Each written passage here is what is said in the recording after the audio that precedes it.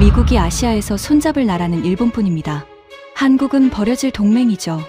유럽 최고의 방산 권위자가 600명 앞에서 내린 단언입니다. 그 직후 워싱턴에서 미군 장성 750명이 긴급 소집됐습니다. 유례없는 규모였습니다. 모두가 주한미군 철수라 여겼습니다. 그런데 깊은 좌절에 빠진 건 일본이었고 중국은 바짝 긴장했습니다.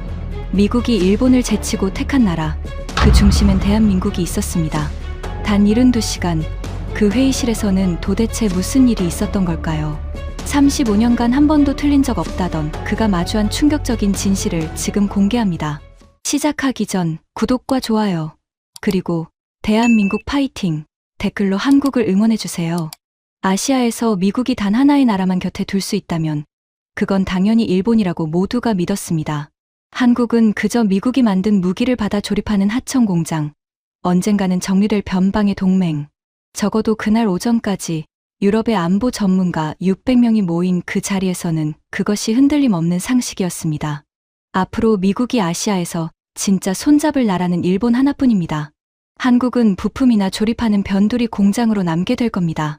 제가 단상에서 이 말을 끝내자 베를린 안보포럼 대강당이 깊은 침묵에 잠겼습니다. 그리고 그 침묵은 곧 우레 같은 박수로 바뀌었습니다. 객석 곳곳에서 고개를 끄덕이는 얼굴들이 보였습니다. 저는 그 박수가 당연하다고 생각했습니다. 제 평생을 건 결론이었으니까요. 박수가 잦아들 무렵 객석 뒷줄에서 한 젊은 연구원이 손을 들었습니다. 차관보님, 한국이 최근 폴란드에 대규모로 무기를 수출한 건 어떻게 봐야 합니까? 유럽 시장 한복판에서 벌어진 일인데요. 저는 여유로운 미소를 지으며 답했습니다. 급한 불을 끄려고 값싼 소화기를 사들인 것뿐입니다. 불이 꺼지고 나면 사람들은 다시 명품을 찾게 마련이죠. 한국 무기는 그 명품이 아닙니다. 객석에서 웃음이 터졌습니다. 그 젊은이는 머쓱한 얼굴로 자리에 앉았습니다. 저는 한국이라는 이름이 이토록 권위 있는 자리에서 진지하게 언급된다는 사실 자체가 우습게 느껴졌습니다. 그것이 그날 아침의 제 솔직한 심정이었습니다. 저는 베른트 하르트만입니다. 독일 국방부 군비차관보, 그 전에는 연방군 무장조달청장으로 35년을 보냈습니다. 유럽이 전투기 한 대, 전차 한 대를 손에 넣기까지 얼마나 길고 지난한 시간이 걸리는지 저보다 더 잘 아는 사람은 이 대륙에 없다고 자부했습니다. 그날 오전 제가 발표한 보고서의 제목은 단호했습니다. 버려질 동맹, 미국의 다음 선택은 일본이다. 저는 워싱턴이 곧 한국을 정리하고 일본의 모든 것을 걸 것이라고 결론지었습니다. 근거는 차고 넘쳤습니다. 주한미군 규모 축소 검토설, 일본 쪽으로 옮겨가는 전력 배치 정보, 그리고 결정적으로 며칠 전 입수한 첩보 한 줄. 미군 장성 750명이 곧 한 자리에 소집된다. 750명. 준장 이상의 고위 장성을 거의 전부 긁어모은 숫자였습니다. 현대 미군 역사에서 유례를 찾기 힘든 규모였죠. 이런 거대한 소집이 의미하는 바는 하나뿐이라고 저는 확신했습니다. 한반도에서의 철수, 그리고 아시아 전략의 대대적인 재편. 발표가 끝나고 저는 가벼운 발걸음으로 제 사무실로 향했습니다. 창밖으로 늦가을 베를린의 잿빛 하늘이 낮게 깔려 있었습니다. 복도엔 커피향이 떠다녔고 저는 오늘 하루가 더없이 만족스러웠습니다. 그런데 사무실 문을 열고 막 자리에 앉으려는 순간 모니터에 짧은 알림이 떴습니다. 긴급 속보. 미국 국방부 장성 750명 긴급 소집 공식 확인. 마침내 터졌구나. 저는 의자에 깊숙이 몸을 기댔습니다. 제 예측이 정확히 맞아떨어지는 순간이었으니까요. 손가락 끝에서 묘한 떨림이 느껴졌습니다. 흥분이었습니다. 35년 경력의 분석가가 거대한 흐름의 방향을 정확히 짚어냈을 때 느끼는 그 서늘하고도 짜릿한 만족감. 채 5분도 지나지 않아 사무실 전화가 울리기 시작했습니다. 포럼 사무국, 독일의 주요 언론사, 그리고 동료 전문가들 모두가 제 분석을 다시 듣고 싶어 했습니다. 복도가 술렁였습니다.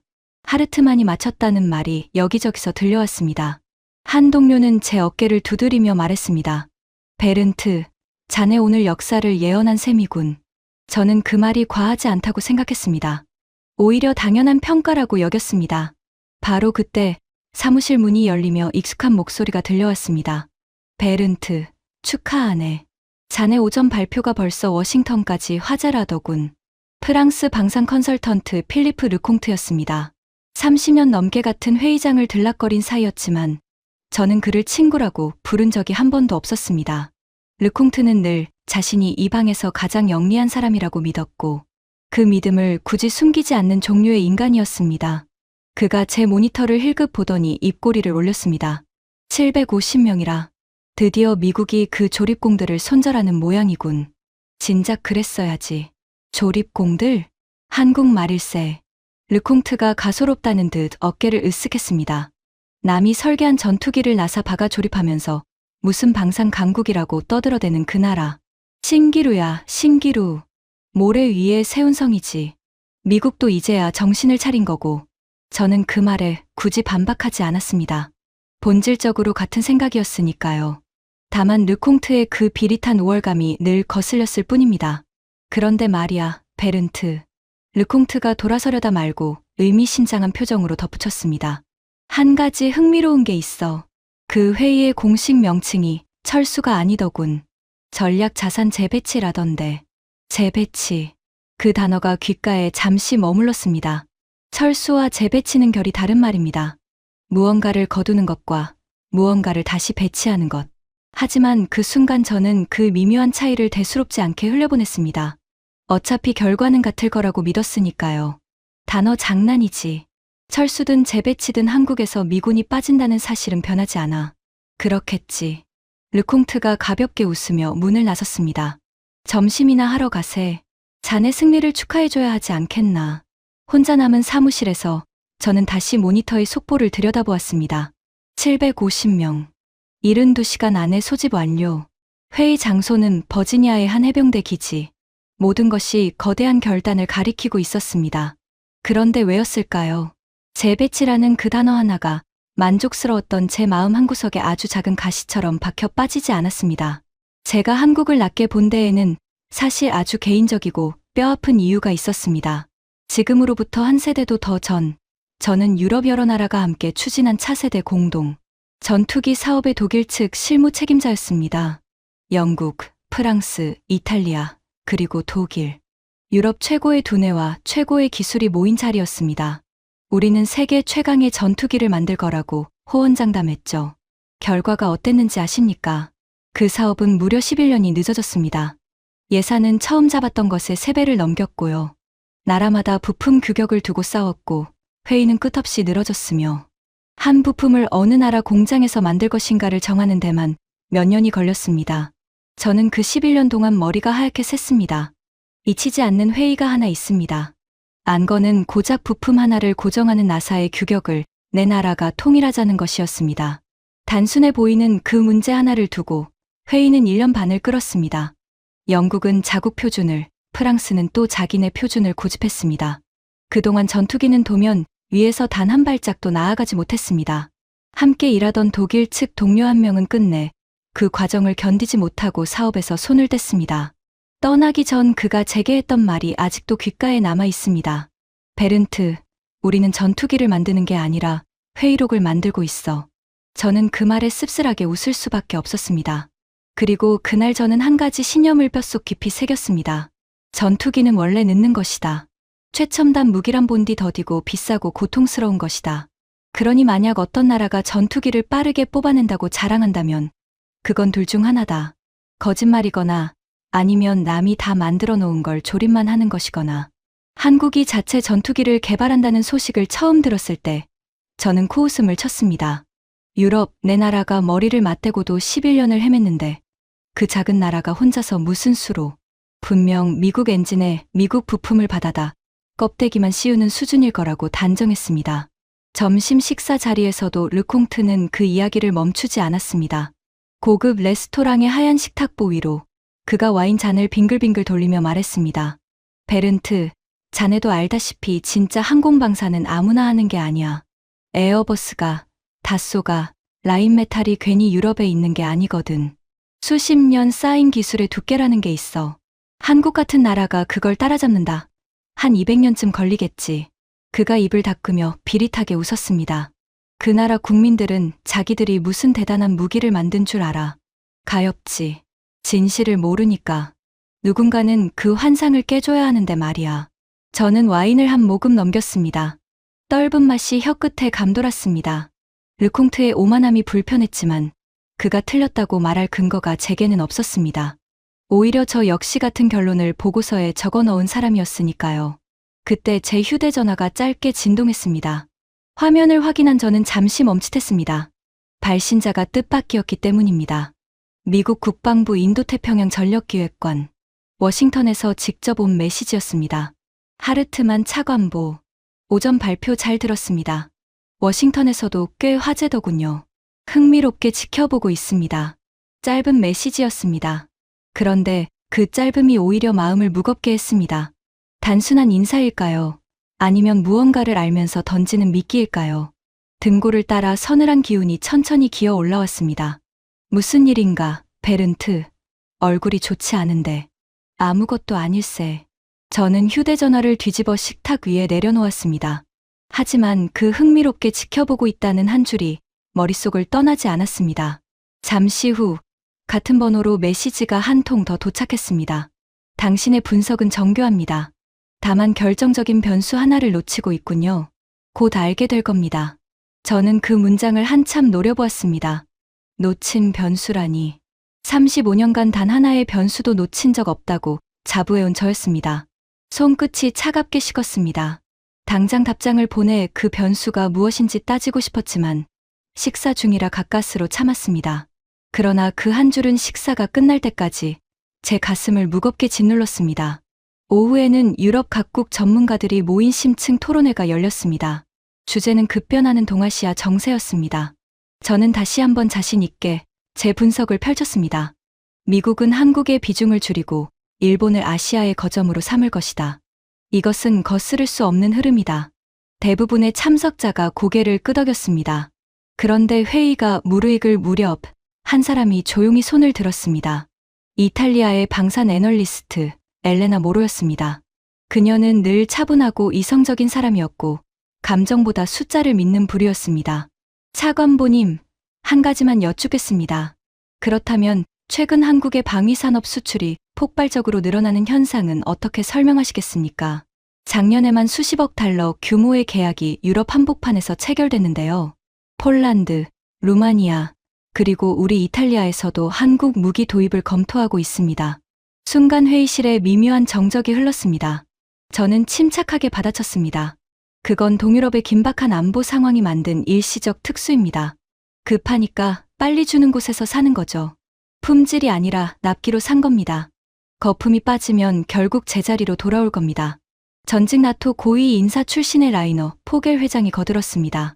그는 유럽 방위산업협회를 이끄는 이 바닥에서 가장 무게 있는 인물 중 하나였습니다.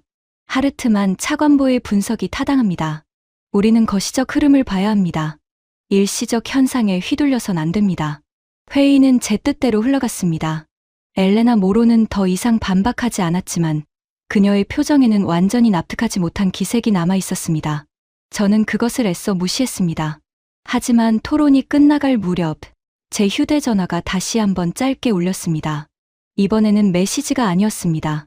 나토 군수 데이터를 다루는 부서에서 보낸 새로운 보고서 도착 알림이었습니다. 발신자는 카타리나 브란트. 제가 무장조달청에 있던 시절 직접 가르친 제자였습니다. 그녀는 지금 나토 본부에서 회원국들의 무기 운용 데이터를 분석하는 일을 하고 있었습니다. 카타리나가 제게 보고서를 보낸다는 것은 그것이 제가 봐야 할 만큼 중요하다는 뜻이었습니다. 저는 일정이 끝나는 대로 사무실로 돌아가 그 보고서를 열어보기로 했습니다. 그때까지만 해도 그 한 장의 그래프가 제 35년 인생을 통째로 뒤흔들 줄은 꿈에도 몰랐습니다. 해가 진 뒤 저는 텅 빈 사무실로 돌아왔습니다. 형광등 불빛 아래 컴퓨터를 켜고 카타리나가 보낸 보고서를 열었습니다. 문서의 제목은 건조했습니다. 회원국 및 주요 파트너국 전투기 양산 속도 비교 분석. 저는 커피를 한 모금 마시며 무심코 첫 페이지를 넘겼습니다. 그리고 화면 중앙의 그래프를 본 순간 손이 그대로 멈췄습니다. 파란색 막대들이 길게 늘어서 있었습니다. 유럽 주요국들의 전투기 양산 소요 기간. 평균 1460일이라고 적혀 있었습니다. 4년에 가까운 시간. 저는 그 숫자가 익숙했습니다. 제가 평생을 쌓아온 현실이었으니까요. 전투기 한 대를 설계해서 실전 배치까지 끌고 가는데 4년. 그것도 빠른 편이었습니다. 그런데 그 파란 막대들 끝에 비정상적으로 짧은 붉은 막대 하나가 있었습니다. 한국 281. 저는 제 눈을 의심했습니다. 281. 1년도 채 되지 않는 시간. 유럽이 4년에 걸쳐 간신히 해내는 일을 한국은 채 10달도 안 돼 끝낸다는 뜻이었습니다. 거의 5배. 마우스를 쥔 손가락이 미세하게 떨렸습니다. 이건 오타일 거야. 아니면 통계 착시거나 단위를 잘못 적은 거겠지. 저는 몇 번이나 화면을 다시 들여다보았습니다. 하지만 문서 하단에는 분명한 검증 표식이 찍혀 있었습니다. 나토 공식 데이터. 교차 검증 완료. 이건 거짓일 수 없는 숫자였습니다. 심장이 빠르게 뛰기 시작했습니다. 입안이 바싹 말랐습니다. 다른 분야였다면 저는 차라리 의심할 수 있었을 겁니다. 가동률이니 명중률이니 하는 수치는 부풀리거나 포장하기 쉬우니까요. 하지만 양산 속도는 제 전문 분야였습니다. 전투기 한 대가 라인을 빠져나오는데 걸리는 시간. 그것이 어떻게 만들어지고 어떻게 단축되는지 저는 누구보다 잘 알았습니다. 그래서 더 부정할 수 없었습니다. 281이라는 숫자가 무엇을 의미하는지 제 몸이 먼저 알아버렸으니까요. 떨리는 손으로 다음 페이지를 넘겼습니다. 거기 작은 글씨로 적힌 각주 한 줄에 시선이 멈췄습니다. 한국형 모듈러 동시 생산 체계 전면 도입. 핵심 부품 현지화율 88% 달성. 현지화율 88%. 저는 의자 등받이에 천천히 몸을 기댔습니다. 숨이 잠시 멎는 것 같았습니다. 그 88이라는 숫자야말로 제가 11년을 헤맨 그 지옥 같은 사업에서 끝내 풀지 못한 숙제였습니다. 유럽 공동 전투기 사업이 왜 11년이나 늦어졌는지 아십니까? 기술이 없어서가 아니었습니다. 부품 때문이었습니다. 영국이 만든 부품을 독일로 옮기고 이탈리아 공장의 일정을 프랑스 일정과 맞추고 부품 하나가 27개의 협력사를 거쳐 돌아다니는 동안 시간은 끝없이 흘러갔습니다. 우리는 부품을 운송하고 검수하고 다시 운송하는데 그 긴 세월을 다 써버렸습니다. 그런데 한국은 그 부품의 88%를 자국 안에서 만들어낸다고 했습니다. 운송 시간이 거의 0에 수렴한다는 뜻입니다. 우리가 바다 건너로 부품을 실어 나르는 동안 한국은 같은 공장 단지 안에서 전투기를 통째로 조립해버리는 것이었습니다. 5배의 속도. 그 비밀의 절반이 그 한 줄에 들어 있었습니다. 저는 떨리는 마음으로 보고서를 더 아래로 내렸습니다. 그러자 또 다른 표가 나타났습니다. 한국 공군 주력 전투기의 가동률이었습니다. 평소 같으면 절반을 겨우 넘기는 것이 정상인 수치였습니다. 독일 공군은 그 절반을 유지하는 것조차 버거웠으니까요. 그런데 한국의 극한에는 90%가 넘는 숫자가 적혀 있었습니다. 저는 안경을 고쳐 쓰고 다시 확인했습니다. 잘못 본 게 아니었습니다. 비행기 10대 중 9대 이상이 언제든 하늘로 날아오를 준비가 되어 있다는 뜻이었습니다. 이게 어떻게 가능한 일인가? 우리 독일은 5대 중 2대를 띄우는 것도 힘에 부치는데 머릿속이 새하얗게 비어버렸습니다. 바로 그때 사무실 문이 조용히 열렸습니다. 카타리나 브란트였습니다. 야근 중이었던 모양인지 그녀는 피곤한 얼굴로 들어와 제 책상 앞에 섰습니다. 보셨군요, 스승님. 이게 정말 사실인가, 카타리나. 단위가 잘못된 게 아니고 저도 처음엔 그렇게 생각했어요. 그녀가 옅게 웃었습니다. 사무실 사람들 전부 전산 오류라고 했죠. 그래서 따로 조사단을 꾸려서 다시 검증했어요. 2번이나요. 그런데 전부 진짜였어요. 한국은 정말 그 속도로 전투기를 뽑아내고 있어요. 저는 한참을 말없이 화면만 바라보았습니다. 형광등이 윙윙거리는 소리가 유난히 크게 들렸습니다. 유럽 전체가 11년을 매달린 일을 어떻게 한 나라가 1년도 안 돼서. 그래서 더 무서운 거예요, 스승님. 카타리나가 목소리를 낮췄습니다. 이건 단순히 빠른 게 아니에요. 일하는 방식 자체가 다른 거예요. 우리가 줄을 서서 한 단계씩 차례로 조립할 때 한국은 모든 걸 동시에 만들어서 마지막에 한꺼번에 결합해요. 우리가 풀려고 평생 애쓴 문제를 저들은 아예 다른 방식으로 건너뛰어버린 거죠. 부품을 자기 나라 안에서 다 만드니까 기다릴 필요가 없는 거예요. 그 말이 제 가슴을 묵직하게 눌렀습니다. 스승님. 카타리나가 잠시 망설이다 덧붙였습니다. 솔직히 말씀드리면 나토 안에서도 지금 이 데이터를 어떻게 받아들여야 할지 혼란스러워하고 있어요. 우리가 지금까지 한국을 평가해온 방식이 처음부터 틀렸던 게 아닌가 하고요. 저는 아무 말도 하지 못했습니다. 카타리나가 돌아간 뒤 저는 혼자 남아 보고서를 처음부터 끝까지 다시 읽었습니다. 읽으면 읽을수록 제가 오전에 600명 앞에서 외친 그 단원이 점점 더 초라하게 느껴졌습니다. 버려질 동맹이라고요. 조립공의 나라라고요.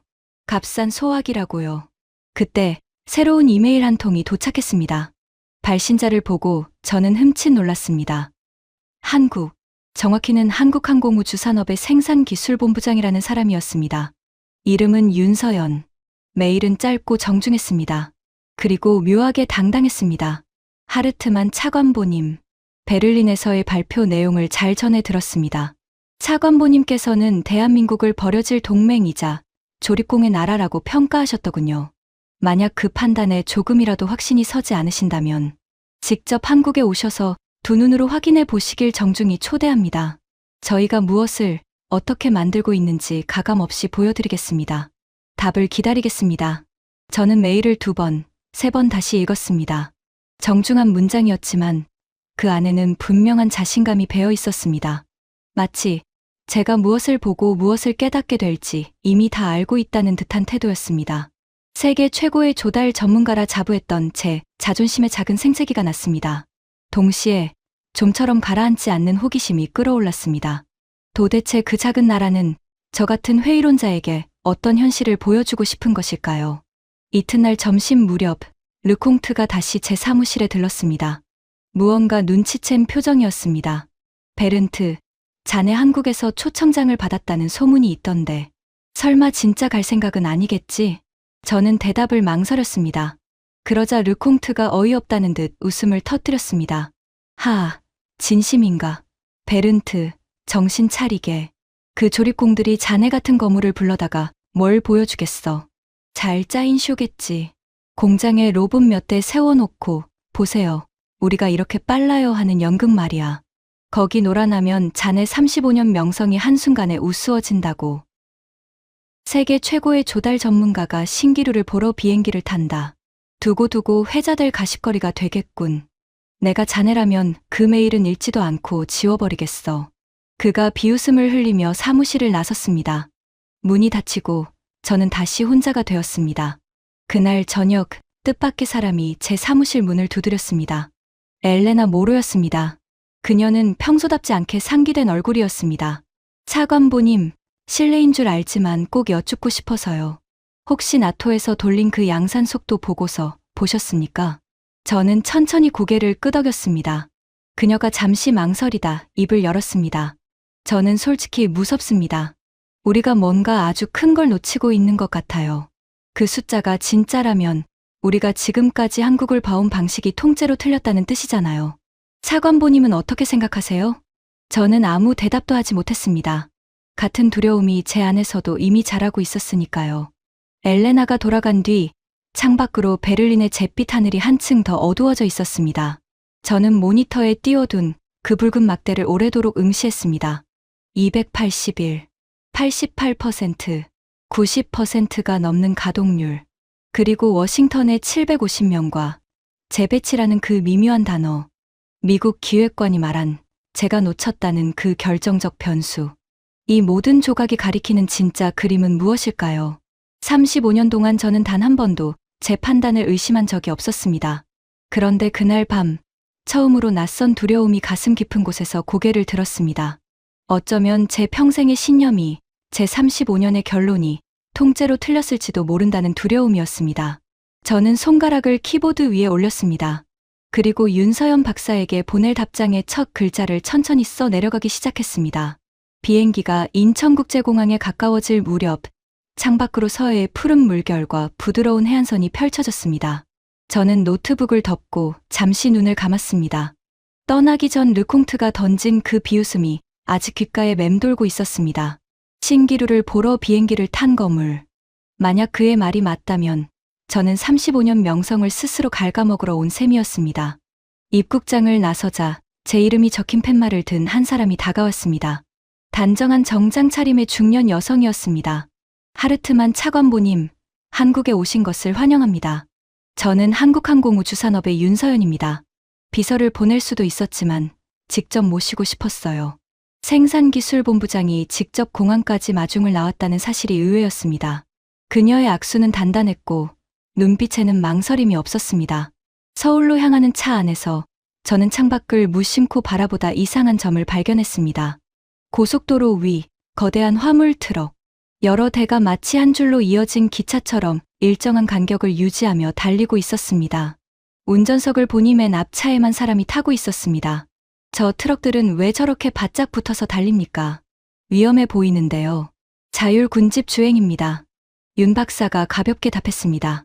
맨 앞 차량만 사람이 운전하고 뒤따르는 차들은 인공지능이 자동으로 따라붙어요. 차간 거리를 좁혀서 공기 저항을 줄이면 연료를 상당히 절약할 수 있거든요. 저는 그 광경을 한동안 응시했습니다. 단순한 물류 기술처럼 보였지만 그 안에 흐르는 사고방식이 낯설었습니다. 사람 하나가 여러 대를 동시에 움직인다. 효율을 극한까지 짜낸다. 어딘가 그 양산 속도 보고서에서 본 것과 같은 냄새가 났습니다. 차가 서울 도심으로 들어서자 윤 박사가 제게 물었습니다. 차관보님, 솔직히 여쭤볼게요. 저희를 조립공의 나라라고 하셨을 때 진심이셨나요? 저는 잠시 침묵하다 정직하게 답했습니다. 진심이었습니다. 그리고 지금도 완전히 마음을 바꾼 건 아닙니다. 다만 제가 본 숫자 몇 개가 도무지 설명이 안 돼서 왔습니다. 그 숫자들이 거짓이라는 걸 제 눈으로 확인하면 저는 다시 베를린으로 돌아가 같은 보고서를 쓸 겁니다. 윤 박사가 입꼬리를 살짝 올렸습니다. 화내지 않았습니다. 오히려 즐거워하는 표정이었습니다. 좋습니다. 그 정직함이 마음에 드네요. 그럼 거짓인지 진짜인지 직접 보시죠. 오늘은 일단 본사로 가겠습니다. 차는 도심의 한 고층 건물 앞에 멈췄습니다. 로비에 들어서자 가장 먼저 시선을 사로잡은 것은 벽면을 가득 채운 거대한 화면이었습니다. 그 안에서 수많은 데이터가 실시간으로 쉴 새 없이 움직이고 있었습니다. 숫자와 그래프, 지도 위에 전멸하는 표식들. 마치 살아있는 생물의 혈관을 들여다보는 것 같았습니다. 저게 무엇입니까? 저희가 만드는 모든 장비의 생산 현황을 한눈에 보는 통합관제 화면입니다. 전국의 생산 라인, 부품 재고, 공정 진행률이 전부 1초 단위로 연결되어 있어요. 저는 그 화면 앞에 한동안 멈춰 섰습니다. 독일의 우리 협력사들은 아직도 부품 재고를 전화와 서류로 확인하는 곳이 적지 않았습니다. 한 부품이 어느 공장에 몇 개 남았는지 파악하는 데만 며칠이 걸리기도 했죠. 그런데 이곳에서는 그 모든 것이 한 화면 안에서 실시간으로 살아 움직이고 있었습니다. 엘리베이터를 타고 올라가는 동안 저는 묘한 긴장을 느꼈습니다. 르콩트의 말처럼 잘 짜인 쇼일 수도 있었습니다. 하지만 만약 쇼가 아니라면 저는 지금 제 평생 신념의 무덤으로 걸어 들어가고 있는 것이었습니다. 챕터 5점 동시에 만든다. 회의실에서 간단한 브리핑이 끝난 뒤 윤 박사가 자리에서 일어났습니다. 100번 듣는 것보다 한 번 보는 게 낫지요. 생산 라인으로 가시죠. 우리는 차를 타고 사천에 있는 거대한 생산 시설로 이동했습니다. 경납고처럼 높고 넓은 공간에 들어서는 순간 저는 숨을 멈췄습니다. 그곳에서는 수많은 로봇팔이 쉴 새 없이 움직이며 전투기의 골조를 완성하고 있었습니다. 한국의 차세대 전투기 KF-21이었습니다. 그런데 제 눈을 사로잡은 것은 로봇이 아니었습니다. 작업이 진행되는 방식이었습니다. 유럽에서 전투기를 만드는 방식은 이렇습니다. 동체를 먼저 완성하고 그게 끝나야 날개를 답니다. 날개가 끝나야 전자 장비를 넣고 그게 끝나야 엔진을 답니다. 한 단계가 끝나야 다음 단계로 넘어가는 긴 줄서기입니다. 그래서 한 군데서 문제가 생기면 전체가 멈춰 서버립니다. 그런데 이곳에서는 모든 것이 동시에 만들어지고 있었습니다. 저쪽에서 동체가 조립되는 동안 이쪽에서는 날개가 따로 완성되고 있었습니다. 또 다른 구역에서는 전자 장비가, 그 옆에서는 엔진 장착부가 동시에 만들어지고 있었습니다. 마치 여러 개의 부품을 각각 완성한 다음 마지막에 레고 블록을 끼우듯 한꺼번에 결합하는 방식이었습니다. 이것이 저희가 말하는 모듈러 동시 생산입니다. 윤 박사의 목소리에 자부심이 묻어났습니다. 기체를 여러 덩어리로 나눠서 동시에 만들고 마지막에 결합해요. 유럽처럼 한 단계씩 차례로 가지 않습니다. 그래서 빠른 거예요. 저는 한참 동안 말을 잇지 못했습니다. 제가 11년 동안 깨지 못한 벽을 이들은 아예 다른 각도에서 부숴버린 것이었습니다. 우리는 어떻게 하면 줄서기를 빠르게 할까를 고민했습니다. 그런데 이들은 왜 줄을 서야 하지? 라고 물은 것이었습니다. 잠깐만요. 저는 가까스로 입을 열었습니다. 이렇게 빨리 만들면 품질은 어떻게 됩니까? 속도를 내면 반드시 어딘가에서 흠이 생기게 마련인데요. 윤 박사가 기다렸다는 듯 태블릿을 꺼내 제게 내밀었습니다. 거기에는 이 라인에서 생산된 기체들의 분량률이 적혀 있었습니다. 저는 그 숫자를 보고 다시 한번 말문이 막혔습니다. 거의 0에 가까웠습니다. 오히려 반대입니다. 차관보님. 윤 박사가 차분히 설명했습니다. 정확하게 프로그래밍된 로봇은 사람처럼 피곤해하지도 실수하지도 않아요. 같은 작업을 수만 번 반복해도 오차가 없습니다. 그리고 부품의 88%를 저희 손으로 직접 만들기 때문에 품질을 처음부터 끝까지 저희가 통제할 수 있어요. 남의 공장에서 온 부품을 믿고 끼우는 게 아니라요. 그 말이 비수처럼 가슴에 박혔습니다. 남의 공장에서 온 부품을 믿고 끼운다. 그것이 바로 우리 유럽이 11년을 헤맨 이유였으니까요. 경납고 한쪽 벽에 걸린 커다란 디지털 시계가 눈에 들어왔습니다. 전투기 한 대가 라인에 투입되어 완성되기까지의 누적 시간을 표시하는 시계였습니다. 그 숫자가 흘러가는 속도를 보며 저는 비로소 280일이라는 숫자가 거짓이 아니라는 것을 온몸으로 받아들였습니다. 혹시 이거 저를 위해 일부러 빨리 돌리는 건 아닙니까? 제가 마지막으로 의심을 담아 묻자 윤 박사가 웃었습니다. 차관보님, 저 라인은 차관보님이 오시든 안 오시든 1년 내내 같은 속도로 돌아갑니다. 저희에게 이건 특별한 쇼가 아니에요. 그냥 평범한 화요일 오후일 뿐이에요. 평범한 화요일 오후. 그 말이 가장 무서웠습니다. 이들에게 기적이 일상이라는 뜻이었으니까요. 그날 저녁 숙소로 돌아온 저는 르콩트에게 전화를 걸려다 그만두었습니다.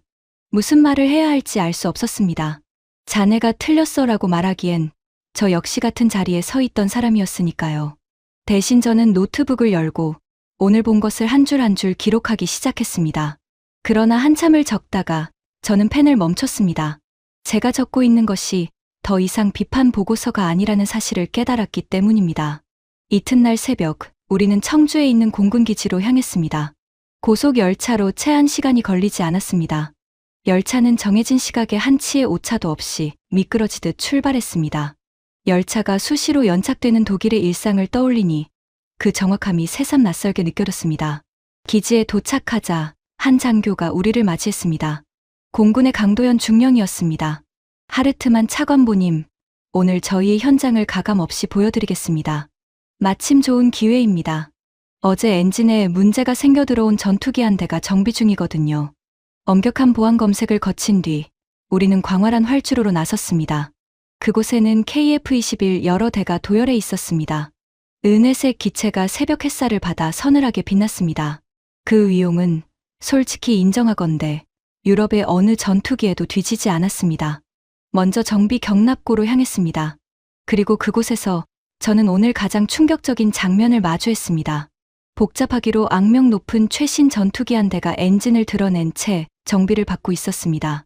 그런데 그 거대한 기체를 둘러싼 정비사는 단 3명뿐이었습니다. 나머지 작업은 8대의 정밀 로봇이 동시에 수행하고 있었습니다. 정비사들은 직접 손을 대기보다 시스템의 진행 상황을 매서운 눈으로 감독하고 있었습니다. 정비를 총괄하던 한성우 원사가 다가왔습니다. 유창한 영어로 그가 자랑스럽게 설명했습니다. 이 엔진 교체 작업은 과거 사람 손으로만 하던 시절엔 꼬박 사흘이 걸렸습니다. 부품을 기다리는 시간까지 합치면 일주일도 걸렸죠. 하지만 지금은 36시간이면 끝납니다. 결함 부품은 저희가 3D 프린터로 직접 만들어내거든요. 외국에서 부품이 오기를 기다리지 않습니다. 저는 그 말에 한참 동안 아무 말도 못했습니다. 독일이었다면 부품을 주문하고 받는 데만 며칠이 걸렸을 일이었습니다. 그제야 저는 90%가 넘는다는 그 가동률의 비밀을 이해했습니다.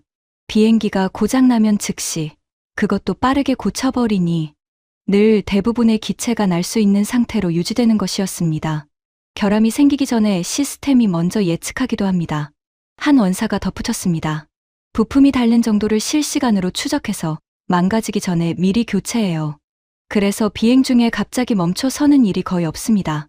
예측 정비. 이론으로는 알고 있었지만 이렇게 완벽하게 현실로 구현된 모습은 처음 보았습니다.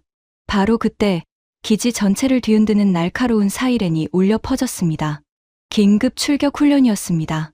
우리가 밖으로 뛰어나가자 조종사들이 민첩하게 각자의 기체로 향하고 있었습니다. 그런데 이상했습니다. 여러 대의 전투기가 출격 준비를 하는데 탑승하는 조종사는 손에 꼽을 정도였습니다. 나머지 기체에는 왜 조종사가 타지 않습니까? 사람이 탄 전투기를 중심으로 인공지능이 조종하는 무인기들이 한 몸처럼 편대를 이룹니다. 강중령이 설명했습니다. 조종사 한 명이 여러 대의 무인기를 동시에 지휘하는 거죠. 적을 탐지하고 추적하고 타격하는 모든 과정을 사람과 기계가 함께 수행합니다. 유인기와 무인기가 함께 싸우는 복합편대. 군사학술지에서나 거론되던 미래의 전술이 제 눈앞에서 생생하게 펼쳐지고 있었습니다. 그리고 그 편대가 활주로를 박차고 하늘로 솟구치는 데는 단 몇 분도 걸리지 않았습니다. 독일 공군이었다면 최소 10배는 더 걸렸을 시간이었습니다. 관제탑에 올라가자 거대한 화면에 그 편대의 모든 정보가 실시간으로 쏟아지고 있었습니다. 비행 고도, 속도, 연료량, 무인기들의 무장 상태까지. 화면 한 구석에는 그 가동률 숫자가 빛나고 있었습니다. 오늘은 평소보다 살짝 낮네요. 강중령이 멋쩍게 웃었습니다. 보통은 더 높습니다. 저는 그 말에 그저 헛웃음만 나왔습니다. 우리가 평생 도달하지 못한 숫자를 이들은 오늘은 낮은 편이라고 말하고 있었으니까요. 챕터 7점 놓친 변수. 점심 무렵 잠시 휴식을 취하던 중에 제 휴대전화가 울렸습니다. 미국 국방부 인도태평양 전력기획관이었습니다. 베를린에서 2차례 의미심장한 메시지를 보냈던 바로 그 사람이었습니다. 이번에는 메시지가 아니라 직접 전화였습니다. 하르트만 차관보, 지금 청주에 계시다고 들었습니다.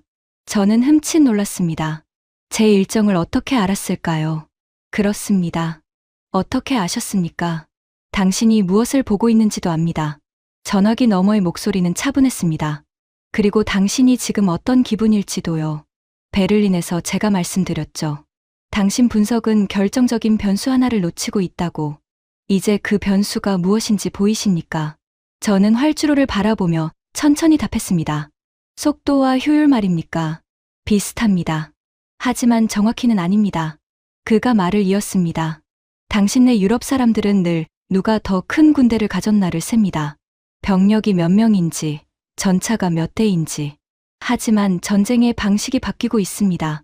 이제 중요한 건 머릿수가 아니라 같은 인원으로 얼마나 많은 일을 해낼 수 있느냐입니다. 그리고 그 질문에 가장 먼저, 가장 완벽하게 답을 내놓은 나라가 바로 지금 당신이 서 있는 곳입니다. 전화가 끊긴 뒤 저는 한동안 멍하니 서 있었습니다. 그가 한 말이 머릿속을 떠나지 않았습니다. 머릿수가 아니라 효율. 제가 평생 신봉해온 조달의 상식, 그러니까 더 많이, 더 크게라는 그 원칙 자체가 흔들리고 있었습니다. 오후에 강중령이 저를 통합지휘 통제실로 안내했습니다. 그곳에서는 한반도 전역, 아니 그 너머의 군사 상황까지 실시간으로 펼쳐지고 있었습니다. 모든 부대와 전략 장비, 심지어 개별 병사의 상태까지 한 화면에서 파악되고 있었습니다. 수십 개국이 모인 나토 사령부조차 구현하지 못한 수준의 정보 통합이었습니다. 한국군은 병력을 50만에서 32만으로 줄였습니다.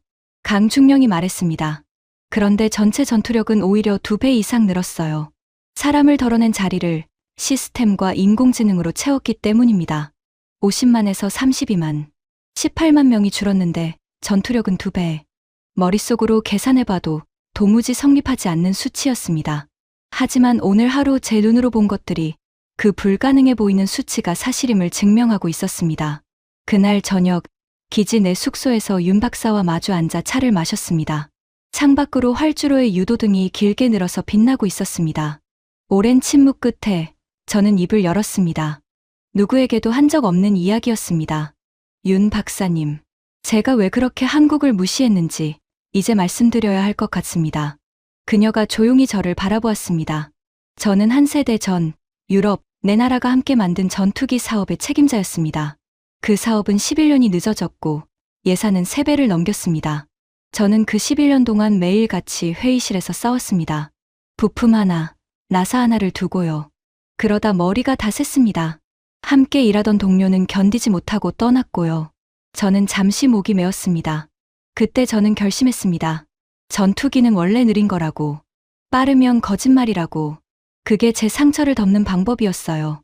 한국이 전투기를 빨리 만든다고 했을 때 저는 그걸 믿고 싶지 않았습니다. 만약 그게 사실이라면 제가 보낸 그 11년이 제 평생이 그저 무능의 기록이 되어버리니까요. 윤 박사는 한참을 말없이 듣고 있었습니다. 그리고 천천히 입을 열었습니다. 차관보님, 저희도 처음부터 빨랐던 게 아니에요. 저희도 수없이 실패했습니다. 부품을 못 구해서 라인이 멈춘 적도, 기술이 없어서 외국에 머리를 숙인 적도 있었어요. 다만 저희에겐 물러설 곳이 없었습니다. 늘 코앞에 위협이 있었으니까요. 멈추면 죽는다는 절박함이 저희를 이렇게 만든 겁니다. 차관보님이 보낸 그 11년은 무능의 기록이 아니에요.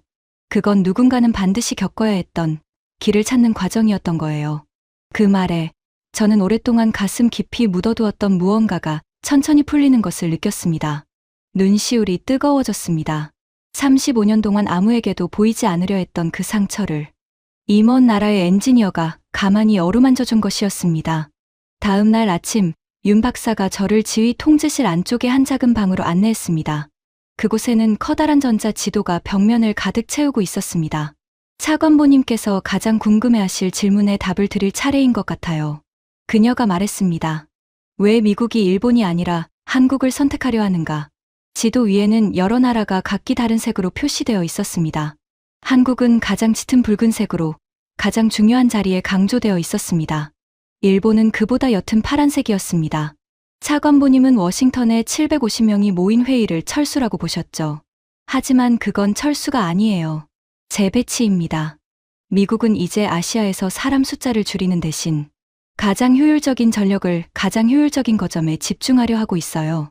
그리고 그 거점으로 일본이 아니라 한국을 보고 있는 거예요. 왜입니까?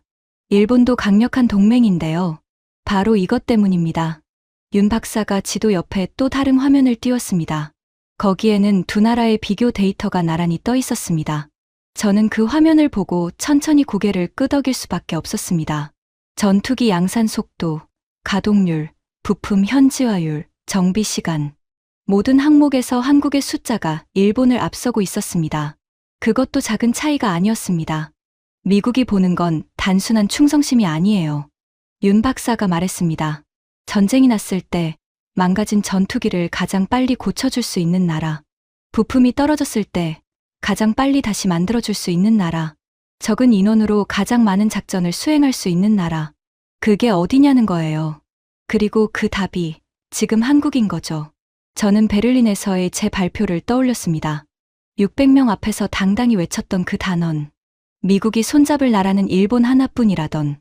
그 말이 이제 너무도 부끄럽게 느껴졌습니다. 미국이 일본을 버리는 건 아닙니다. 윤 박사가 차분히 덧붙였습니다.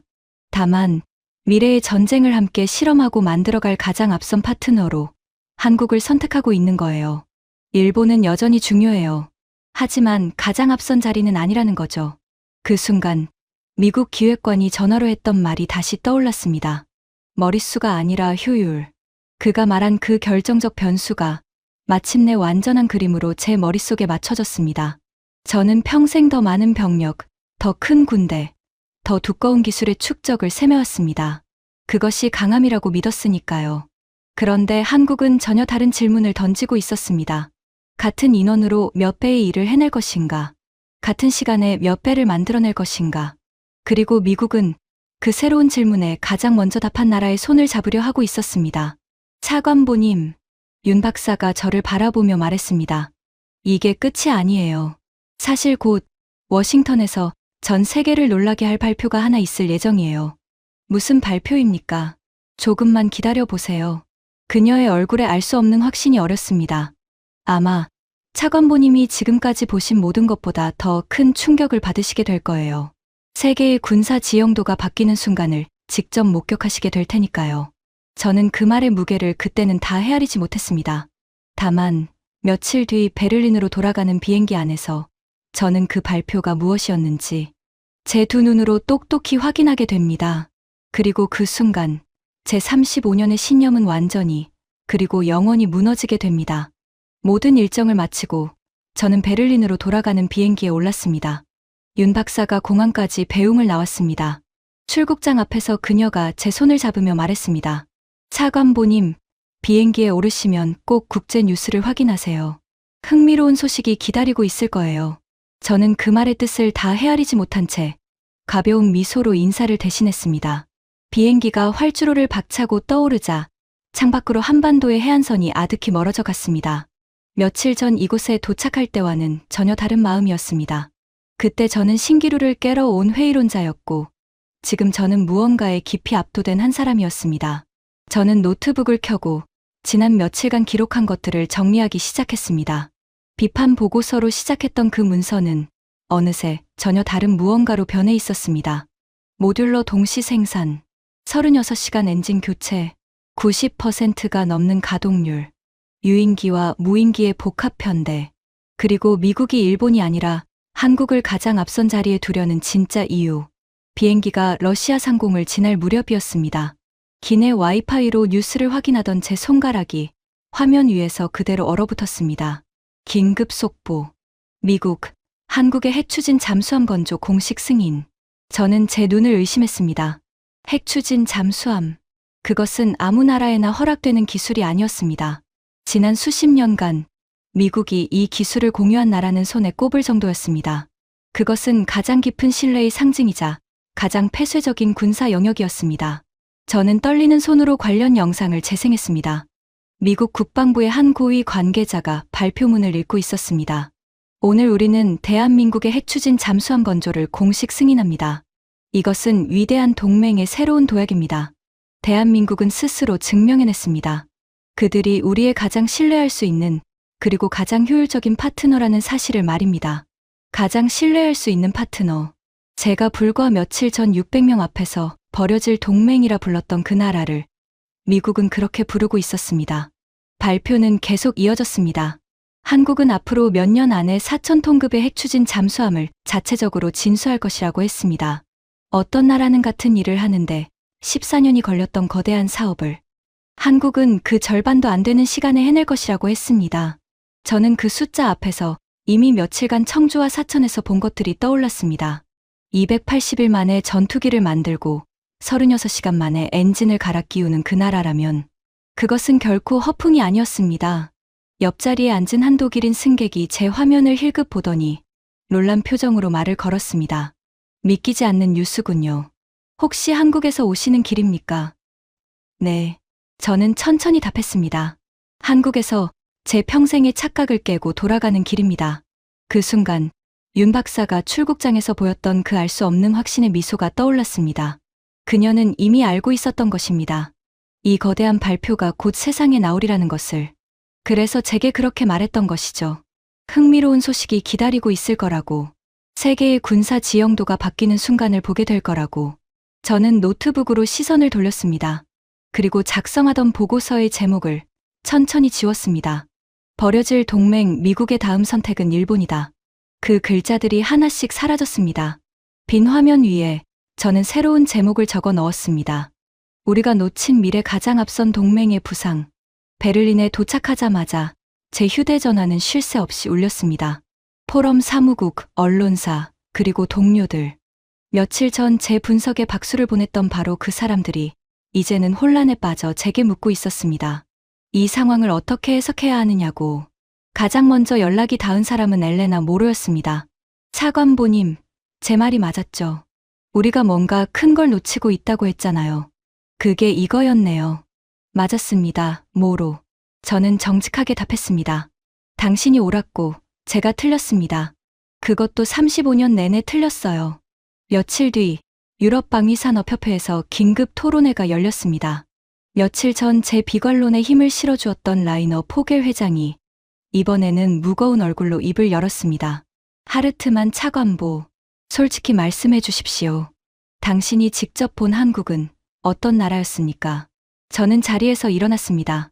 600명 앞에서 단언했던 그 입으로 이번에는 전혀 다른 말을 해야 했습니다.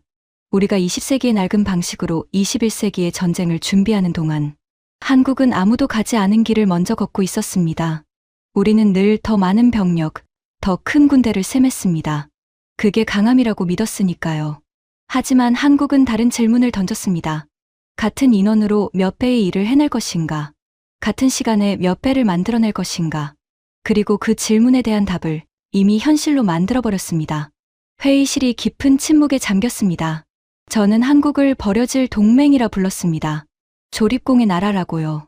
그 말을 이 자리에서 공식적으로 거두겠습니다. 제 35년 경력에서 가장 부끄러운 오판이었습니다. 그때 회의실 한쪽에서 익숙한 목소리가 들렸습니다. 필리프 르콩트였습니다. 그는 여전히 팔짱을 낀 채 비웃음을 머금고 있었습니다. 베른트, 자네 한국에서 단단히 홀린 모양이군.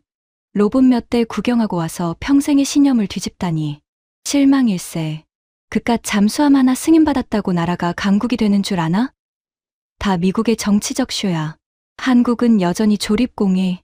필리프. 저는 그의 말을 잘랐습니다. 그리고 그를 똑바로 바라보았습니다. 자네는 그 라인을 직접 본 적이 있나? 280일 만에 전투기가 완성되는 걸 두 눈으로 본 적이 있어? 36시간 만에 엔진이 교체되는 걸 본 적이 있나? 없지. 자네는 베를린의 안락한 사무실에 앉아 30년 전 지식으로 세상을 재단하고 있을 뿐이야. 나도 며칠 전까지는 자네와 똑같았어. 그래서 부끄러운 거고. 르콩트의 얼굴이 굳어졌습니다. 그는 무언가 받아치려다 끝내 입을 다물었습니다. 회의실에 누구도 그의 편을 들지 않았습니다. 며칠 전이라면 모두가 그와 함께 한국을 비웃었을 그 자리에서 이제는 아무도 웃지 않았습니다. 토론회가 끝난 뒤 포겔 회장이 제게 다가와 조용히 말했습니다.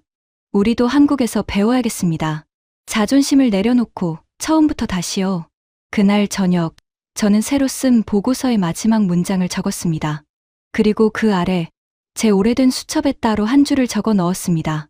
우리는 흔히 거대한 영토와 막대한 병력에 매료된다. 하지만 진짜 강함은 다른 곳에 있었다. 한국은 작지만 압도적으로 빨랐고 조용하지만 가장 혁신적이었다. 그들은 머릿수가 아니라 효율로, 더 많이가 아니라 더 빠르게로 전쟁의 방식 자체를 다시 썼다. 며칠 후 윤 박사에게서 한 통의 메일이 도착했습니다. 차관보님, 제가 말씀드렸던 소식은 잘 확인하셨나요? 저는 미소를 지으며 답장을 보냈습니다. 확인했습니다. 그리고 깨달았습니다. 제가 35년간 믿어온 상식이 사실은 낡은 과거였다는 것을요. 한국에 멈추지 않는 혁신에 진심으로 경의를 표합니다. 답장은 곧바로 돌아왔습니다. 핵추진 잠수함은 시작에 불과해요. 앞으로 대한민국이 세계의 질서를 어떻게 바꿔나갈지 지켜봐 주세요. 그 문장이 더 이상 과장으로 들리지 않았습니다. 창밖으로 베를린의 아침이 밝아오고 있었습니다. 하지만 어제까지 세상의 중심이라 믿었던 이 도시가 이제는 어쩐지 낡은 과거의 한 귀퉁이처럼 느껴졌습니다. 세계 군사력의 중심축은 이미 압도적인 속도와 효율을 가진 그 작은 나라를 향해 천천히 움직이고 있었습니다. 저는 한국을 외면받는 동맹이라 불렀습니다. 그러나 제가 두 눈으로 확인한 한국은 외면받는 동맹이 아니었습니다. 그들은 세계의 미래를 향해 가장 힘차게 고동치는 심장이었습니다. 그리고 저는 그 심장이 뛰는 소리를 가장 가까이서 들은 증인이 되었습니다. 여러분은 어떻게 생각하십니까? 우리가 당연하게 여겨온 강함의 기준은 정말 옳은 것이었을까요? 진짜 강함이란 어쩌면 크기가 아니라 속도와 의지에 있는 것은 아닐까요? 지금까지 대한민국을 버려질 동맹이라 단언했던 독일 최고의 방산, 권위자가 두 눈으로 확인한 충격적인 이야기였습니다. 그가 끝내 마주한 진실은 분명했습니다. 진짜 강함은 거대한 크기가 아니라 멈추지 않는 속도와 꺾이지 않는 의지에 있다는 것. 그리고 그 진실을 우리 대한민국은 지금 이 순간에도 묵묵히 증명해내고 있습니다. 우리가 이뤄낸 이 자랑스러운 저력을 더 많은 분들이 알 수 있도록 이 영상을 널리 공유해주세요. 작은 관심이 큰 자부심이 됩니다. 구독과 좋아요도 잊지 말아주세요. 지금까지 감동날다였습니다. 감사합니다.